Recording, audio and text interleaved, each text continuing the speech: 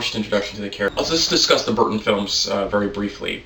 For me, his strength as the strength of those films is that they're style over substance, but they're not in style over substance in a way that Michael Bay or Zack Snyder is, because that's almost like an insulting, shallow level of style over substance.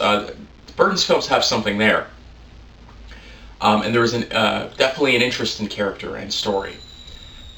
But I think for Burton, if there's something that he finds stylistically interesting, he'll favor that, even if it may hurt the integrity of the story in a small way. So, yeah, Burton's films, best Batmobile ever. Anytime I think of a Batmobile, that's the Batmobile I think of. It basically nailed down what the suit in a movie looks like. Besides from the minor differences, every suit since then has looked like some variation of that Batman suit.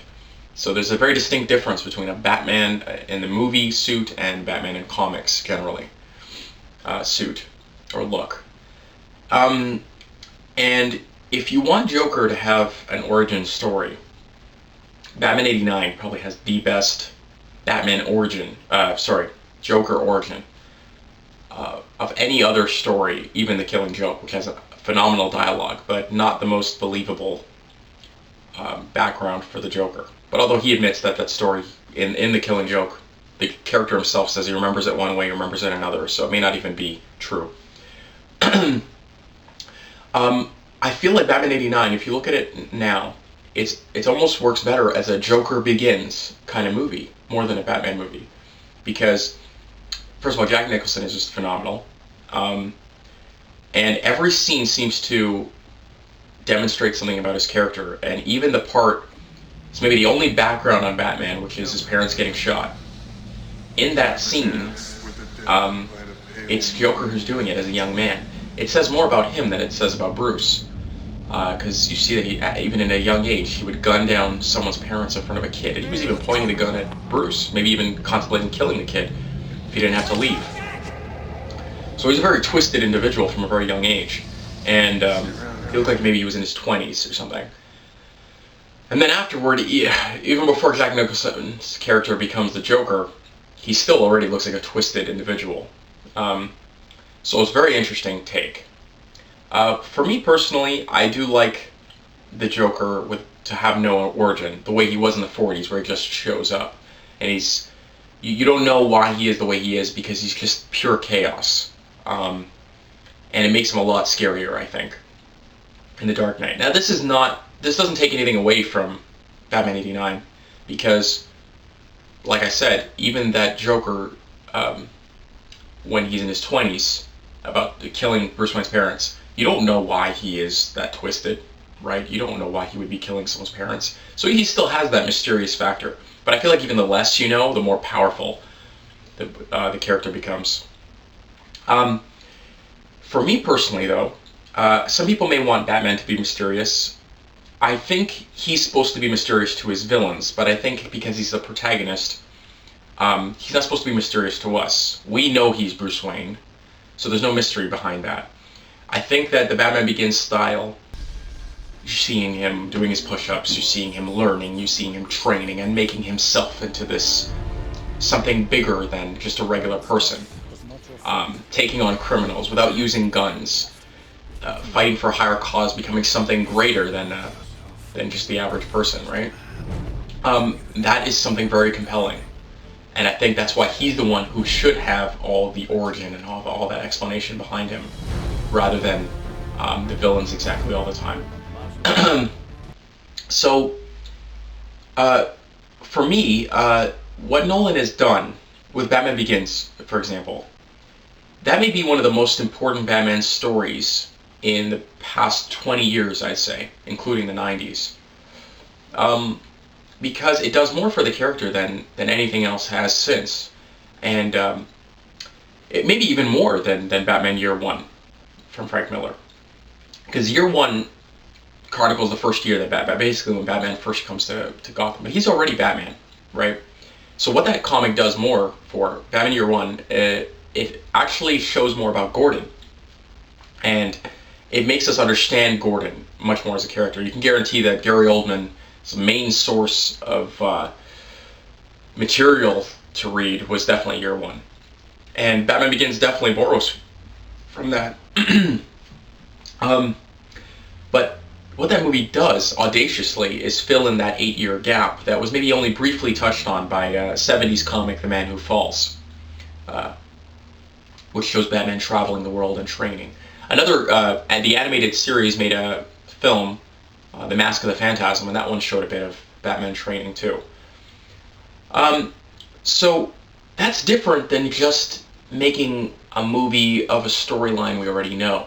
You know, like this upcoming Spider-Man film, I'll probably see it, and it looks okay, but it's pretty generic, and I already know pretty much what to expect from the movie, for the most part. Whereas Batman Begins was doing something entirely new. It was doing something that the writers of the character and other people who've come onto the character and cartoons and artists never really tried to do, which was just nail down psychologically, physically, emotionally, politically where this character comes from and his whole mindset. And The Dark Knight, well, it may not be the best Batman story per se, but it is an outstanding story that has Batman in it. That's what I will say about it. And a lot of the best stories don't necessarily feature Batman as the exact main character, so to speak, or like having the main arc. One of the best episodes of the animated series, for me, is the one that features Mr. Freeze. It's called Heart of Ice. And, you know, it's not like some crazy story arc for Batman as a character. But what it says about Mr. Freeze has underlying implications for Batman. And the story itself is just amazing. And it's funny that I compare that with The Dark Knight because the way Harvey Dent's arc is portrayed, you could say is similar to Mr. Freeze. Because they both have a woman that they love, they're both disfigured, and they both seek revenge. But Harvey Dent's is even on a greater magnitude because Mr. Freeze is more of a isolated kind of incident, so to speak, right? But Harvey Dent, he's kind of like the whole city is kind of put on top of him. It's like all his responsibility. So that's why, you know, you have Batman fighting for order, and you have Joker creating chaos, and you have Harvey kind of in the middle of that, being torn in two, to speak kind of symbolically, but also with what happens to him. You know, some people wanted more Two-Face. You know, they wanted maybe a sequel with him or whatever. You know, the Two-Face character, when he's already Two-Face, I don't really recall many very interesting stories. You know, in the sequel to The Long Halloween, one of my favorite comics, by the way, Dark Victory, he was in that, and it was pretty good, but it was pretty derivative of Long Halloween, you know? I think what makes Harvey most interesting is seeing him fall. Not really when he's already Two-Face. And he fell in almost a very Shakespearean way with that character flaw, you know, and believing that he could change Gotham, I believe, in Harvey Dent. And that belief in change makes him a very crucial character. So in a way, he's the most important character of The Dark Knight. And if you think of trilogies, if you think of Empire Strikes Back, I'm gonna fall on Star Wars a lot because that's my one of my favorite trilogies. Even though Return of the Jedi definitely is pretty weak, aside from the Luke Skywalker, Darth Vader, and then later on the Emperor scenes. But it does show you the real groundwork to do a great trilogy, no matter what story you're doing. And in The Dark Knight, it does have that. It has Batman's ultimate failure, his first true nemesis, like the worst thing that he could possibly face, which is the Joker. And everything goes wrong in that movie. And in the same way, in Empire Strikes Back, everything goes wrong for Luke, right? I mean, he gets his hand chopped off. He has his worst enemy tell him he's his father. Han Solo is captured by Boba Fett and frozen in carbonite. It's a very, very dark film. So this brings us to The Dark Knight Rises, and let's just talk about hype a little bit too. I don't think any film, probably in my life will ever be as hyped as The Dark Knight, for me personally. Um, See, because Batman Begins, I knew that was probably going to be a good film, but you can never know, right? I already liked Memento, I liked Insomnia. The cast was perfect. The trailer looked amazing to me, and I see him like traveling the world and kind of walking in the slopes, and I was like, oh my god, this is exactly what I've always wanted.